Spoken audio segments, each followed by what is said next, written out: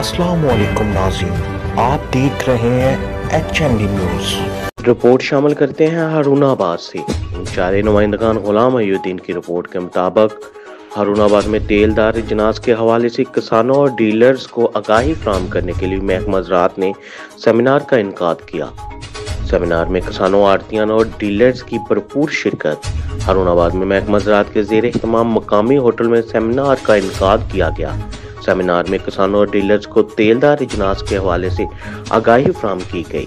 Seminar में deputy director ज़राअत तुसी Bahawalnagar doctor Mohammad Ishfaq, assistant director ज़राअत हसन ज़िया राजर, ज़राअत ऑफिसर मोहम्मद अलियास, सदर गला मंडी सदाकत पंसोता, मलक काशफ, अवान, आड़तियान, किसान और डीलर्स की भरपूर शिरकत की।